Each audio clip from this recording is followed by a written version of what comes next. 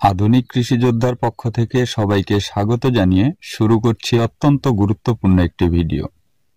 আমাদের চারপাশে খেয়াল করলে দেখা যাবে ছড়িয়ে ছিটিয়ে থাকা অসংখ্য ঝরা পাতা, যা আপাত দৃষ্টিতে ময়লা আবর্জনা বলে মনে হয়, অথচ সেই ময়লা আবর্জনা থেকেই তৈরি করা সম্ভব পৃথিবীর সবচেয়ে মহামূল্যবান দামি সার, যা মাটির প্রাণ বলে বিবেচিত হয়ে আসছে।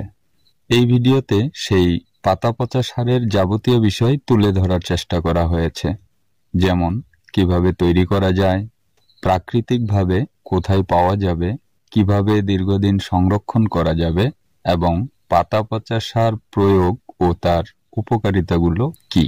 আশা করছি প্রতিটি বিষয় আপনাদের উপকারী হবে। তাহলে চলুন শুরু করা যাক। রাসায়নিক সার অনেক সময় দ্রুত ফলন বাড়ায়, কিন্তু এটি দীর্ঘমেয়াদী জমির প্রচুর পরিমাণে ক্ষতি করে।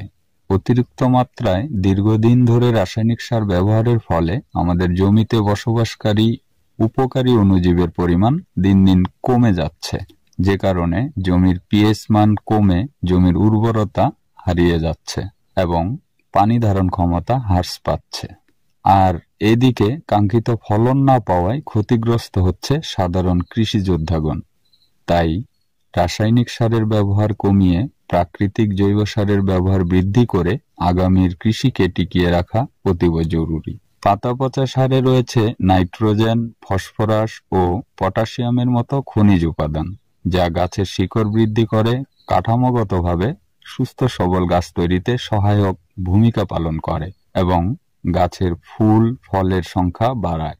তবে এই পাতা পচা সার এককভাবে ব্যবহার না করে এর সাথে পচা গোবর সার অথবা বিভিন্ন খৈলের গুঁড়া মিশ্রণ করে ব্যবহার করলে আরও ভালো ফলাফল পাওয়া যায়। তাছাড়া চারা তৈরির মাটির সাথে পাতা পচা কম্পোস্ট যোগ করলে মাটি হবে হালকা এবং পুষ্টিগুণ সংবলিত, যা সুস্থ সবল চারা তৈরির জন্য অনেক গুরুত্বপূর্ণ। এছাড়া বাড়ির ছাদে ও বারান্দায় আমরা অনেকেই বিভিন্ন গাছের টব রাখি। সেই টবের মাটিতে যদি এই পাতা পচা সার মিশিয়ে মিডিয়া তৈরি করি, তবে আমরা সুন্দর এবং আকর্ষণীয় ফুল ও ফলের গাছ তৈরি করতে পারব। প্রাকৃতিক কম্পোস্টের সবচেয়ে বড় উপকারী গুণ হচ্ছে এটি রাসায়নিক সার ছাড়াই জমির উর্বরতা বৃদ্ধি করে, মাটির পুষ্টিগুণ বাড়িয়ে ফসলের রোগ প্রতিরোধ ক্ষমতা বৃদ্ধি করে। এই পাতা পচা সার পরিবেশ বান্ধব এবং সহজলভ্য। পাতা পচা সার তৈরি করা অনেক সহজ, তবে কিছুটা সময় নিয়ে প্রসেসিং করতে হবে। প্রথমেই বিভিন্ন গাছের পাতা সংগ্রহ করে ছায়াযুক্ত উঁচু কোনো স্থানে স্তূপ আকারে সংরক্ষণ করতে হবে। পাতাগুলো যেন ভেজা ভেজা ভাব থাকে, এজন্য মাঝে মধ্যে পানি ছিটিয়ে দিতে হবে। তাতে করে পাতাগুলো দ্রুত পচে সারে পরিণত হবে। পচা পাতার স্তূপের নিচে জমায়িত গুঁড়া অংশ সংগ্রহ করে নেট বা চালনি দ্বারা মিহি দানাগুলো আলাদা করলেই পেয়ে যাবেন কাঙ্ক্ষিত মহামূল্যবান পাতা পচা সার। আর এই প্রসেসিংয়ে সার পেতে আপনাকে অপেক্ষা করতে হবে 2 থেকে 3 মাস। আপনি যদি প্রাকৃতিকভাবে এই পাতা পচা সার সংগ্রহ করতে চান, তবে আপনাকে খোঁজ নিতে হবে বড় কোনো গাছের অথবা কোনো ফলজ বাগানের। বড় গাছের নিচে প্রচুর পাতা জমে প্রাকৃতিকভাবেই পাতা পচা সার তৈরি হয়।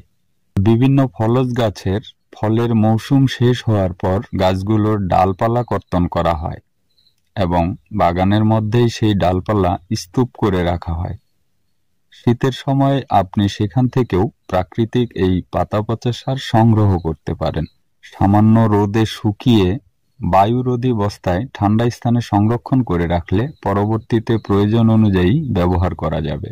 শসা, করলা, লাউ, বেগুন সহ যে কোনো সবজি ফসলের জমিতে এই সার ব্যবহার করলে ফলন বৃদ্ধিতে বিশেষ ভূমিকা পালন করে। পরিশেষে বলতে চাই, রাসায়নিক সারের ব্যবহার যতটা সম্ভব কমিয়ে প্রাকৃতিকভাবে পাওয়া বিভিন্ন জৈব সারের ব্যবহার বৃদ্ধি করুন। এটি শুধুমাত্র ফসলের জন্যই নয়, আমাদের মাটি, পরিবেশ, এমনকি ভবিষ্যৎ প্রজন্মের জন্যও উপকারী। প্রিয় দর্শক, ভিডিওটি আপনাদের কেমন লেগেছে কমেন্ট বক্সে মহামূল্যবান মতামত জানিয়ে যাবেন। কৃষিভিত্তিক উপকারী ভিডিও পেতে আধুনিক কৃষিযোদ্ধা ইউটিউব চ্যানেলটি সাবস্ক্রাইব করে পাশে থাকবেন। কথা হবে পরবর্তী নতুন কোনো ভিডিওতে। সে পর্যন্ত ভালো থাকুন। আসসালামু আলাইকুম ওয়া রাহমাতুল্লাহ। আধুনিক কৃষি যোদ্ধা, দেশের গর্বিত সন্তান।